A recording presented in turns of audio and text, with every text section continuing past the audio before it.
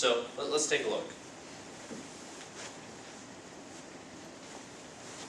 So here I am under the opponent's side mount. My right arm is hugging the back of his head. His right arm is hugging the back of my head.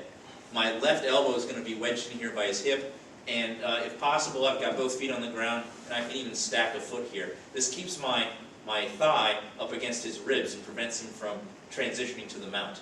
Right? This way they'll see a good view of my hand. So, same setup. Here's my left arm, and I've got my elbow, or my whole forearm. Do you see how it's wedged in here between his thigh and his body? That gives me something to push with. And this arm is wrapped around his neck, grabbing his collar. And my left leg over here is stacked on my knee. So I'm going to shrimp. I'm going to pull my butt out and put it all the way over here and transition to get my shin across this belt line. And if there's enough space, I'll try to pull my foot around and get into the guard. It may be, though, that you can't get your foot all the way through. Let's rewind a step. So I'm under his side mount. I've got my legs stacked. Let's say I create some distance and I'm able to get my leg in, but that's as far as I can get it. He starts pressing down on top of me again. So it's a little better. At least I'm facing him a bit, but I can't get all the way to guard. And but during all of this, please, please, please don't forget the obvious, right? I can take my thumb and put it in his eyeball, right? So you put it on your forehead here, and you just pretend it hurts real bad. And I can gouge him until he gets off of me. Do you see how easy that was? I mean, that's the easiest, side mount escape I can think of. So hit him in the throat, gouge him in the eye, whatever you need.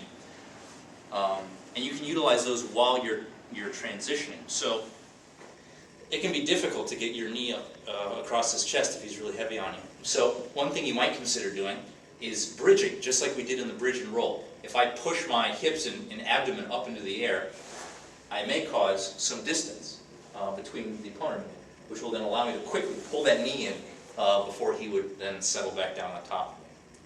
So consider using that bridge maneuver anytime that you want to establish guard or maneuver. Now, when Chris is not pretending and he's really fighting hard to keep me under side mount, he's pretty darn good at it. And so we were practicing one time, and I was finding it impossible. Don't let me do this, whatever you do. Ready? Go. Do you see what he's doing? He's using his left elbow against my hip, preventing me from shrimping. And he's got such good head control, I can't move that either. So he just follows me. He goes for the ride. And so I'll tucker myself out here pretty quick. Yeah, thanks for letting me breathe. No, stay there. You're good. Now, if I didn't care for Chris, if he wasn't my buddy, and I did the thumb in the eye, or even a thumb in the throat in the Adam's apple, that should give me just enough space to get my leg in there. Maybe, hopefully.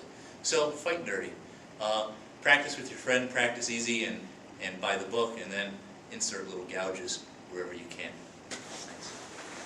So, come this way just a little bit so they can see. So, my right hand, all I was doing was grabbing his ear, maybe putting my thumb in his eye, or maybe putting my thumb right here in the soft, hollow spot of his throat. Whatever it takes to get his attention and let you get that knee inside there.